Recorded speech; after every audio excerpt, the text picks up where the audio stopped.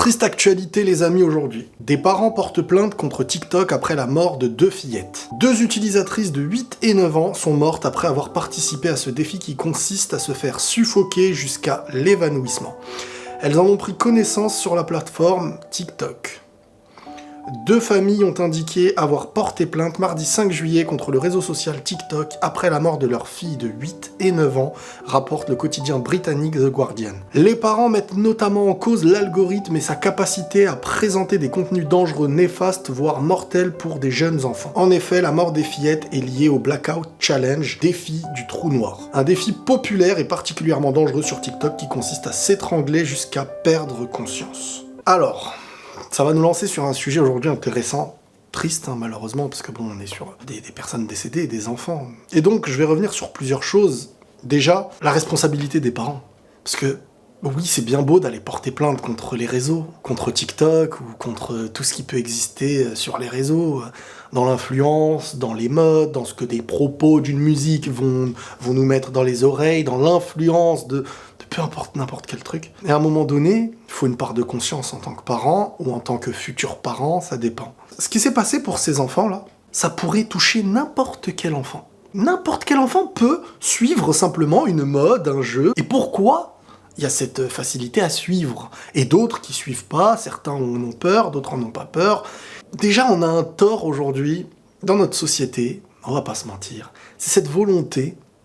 Je vous donne mon point de vue, après chacun pense comme il veut, mais cette volonté de donner une extrême liberté, je parle pas à des adultes, parce qu'un adulte il a cette part de conscience, je parle même chez des parents qui se doivent d'éduquer et d'encadrer, surtout les enfants. Si des enfants, vous leur mettez pas un cadre, parce que certains disent, d'eux-mêmes ils trouveront, d'eux-mêmes ils choisiront, d'eux-mêmes, oui, à un certain âge. Mais si petits, nous, en tant que personnes qui ont connu la vie, du moins on a connu plus la vie qu'eux, on a plus d'expérience qu'eux, si nous, on ne sert qu'à leur faire des câlins, des bisous, et de leur offrir, parce que c'est un cadeau, même si petits sont pas contents, leur offrir un cadre de ce qui est bon et mauvais, selon ce qu'on a appris, selon notre maturité, ce cadre, leur inculquer des choses, et les encadrer, le bien, le mal.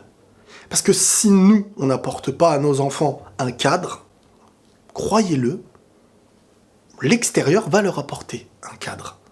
Et le cadre extérieur, alors il y a du bien, il y a des épreuves qui parfois seront bénéfiques à l'avenir de quelqu'un.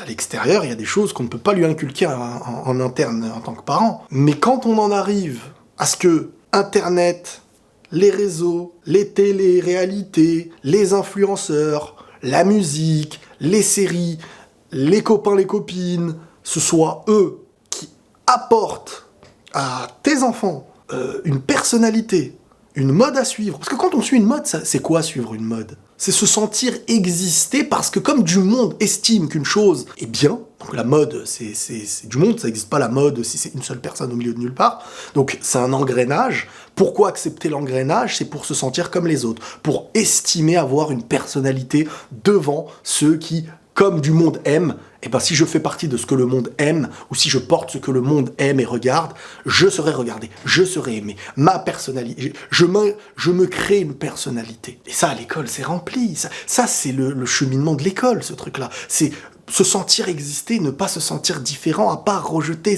C'est important pour un enfant et un jeune. Donc quand tu les mets dans les réseaux comme ça, et que vous pensez qu'en leur donnant un téléphone et de leur laisser accès à n'importe quoi, parce que même s'ils l'apprennent pas sur leur téléphone, ils l'apprendront à l'extérieur. Maintenant, tout est ouvert et ça, c'est un gros danger. Ça demande encore plus de structure pour un enfant d'aujourd'hui par rapport à un enfant d'avant, par rapport aux réseaux. Les réseaux, c'est une porte ouverte que tu ne refermes jamais. Avant, tu fermais le monde extérieur quand ton enfant il rentrait chez toi.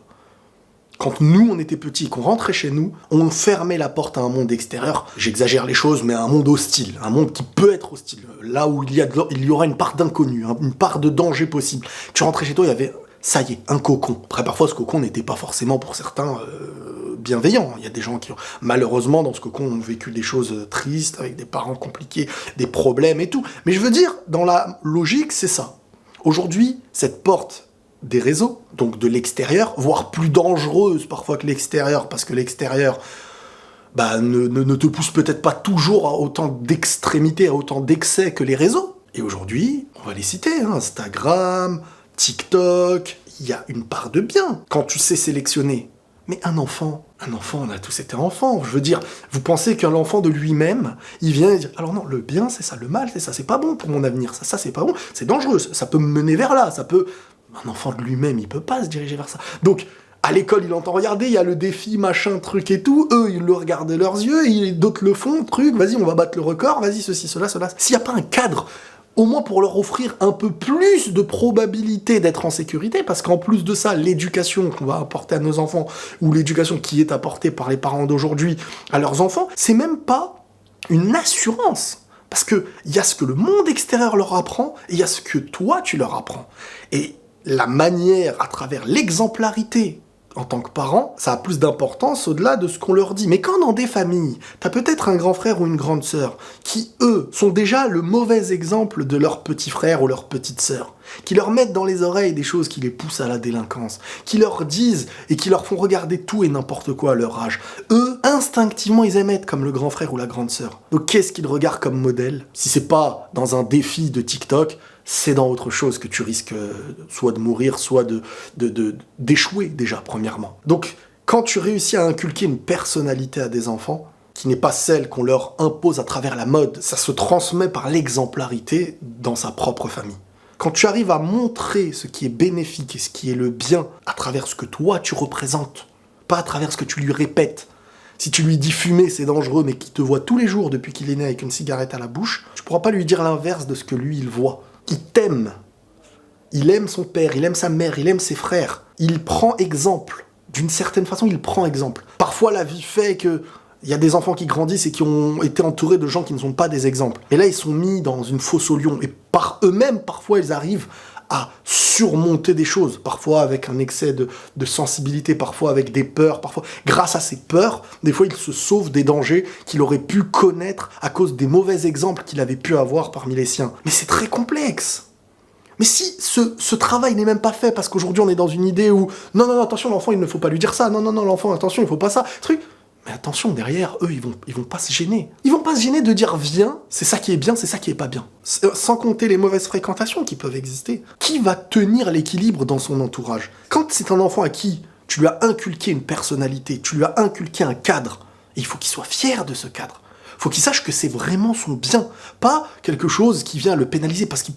Encore une fois, il faut lui trouver cet équilibre-là. C'est pas être sévère, sinon il va chercher l'issue de secours. Si un enfant, tu lui offres pas de quoi s'épanouir, il va chercher un épanouissement. Et c'est les autres qui vont lui donner. Donc il faut lui offrir cet épanouissement. Donc il faut lui offrir ce cadre, mais il faut lui offrir en même temps l'exemplarité. Et il faut lui inculquer dans la nourriture de son être intérieur.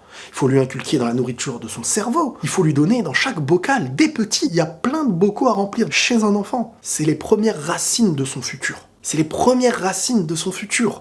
Ça veut dire que si on ne prend pas soin de ces premières racines, toi, tu peux plus rien faire. C'est à eux, ensuite, d'espérer, dans un monde qui est une fosse au lion à travers les réseaux, à travers n'importe qui peut venir te parler. De l'autre côté, t'as l'entourage, t'as les modes, t'as ce qu'on fait de toi, t'as les musiques d'aujourd'hui, t'as tout ce que tu vois, tout ce que t'entends, qui t'inculque, qui t'enseigne quelque chose, pas forcément dans le bien, mais qui te le rendent normal. Tu nais dans un monde où la normalité du monde d'aujourd'hui est issue de ce qu'on te montre à tes yeux, ce qu'on te fait entendre, et ce qui devient normal, que ce soit vestimentaire ou autre, mais la culture d'un moment te crée une normalité. La normalité dans 200 ans, elle va être néfaste, et que toi tu vas dire, mais attention, c'est pas normal de mettre un coup de poing à quelqu'un pour lui dire bonjour. Et eux, ils vont te dire, mais toi t'es un arriéré, toi. Toi, t'es un fou, toi. Ce que je veux dire, c'est que pour revenir à cette histoire, le premier problème, très souvent, je vais pas pointer du doigt, mais c'est d'offrir à des enfants le malheur de faire ce qu'ils ont envie sur Internet ou dans le monde extérieur. C'est presque comme mettre un bébé dans du feu. C'est peut-être aussi sale et dangereux que ça. En tant que parent, on a une responsabilité. Je vois aujourd'hui beaucoup de parents qui essayent de faire attention à eux, à leur foi, et qui délaissent leurs enfants. C'est une responsabilité pour eux, en premier lieu.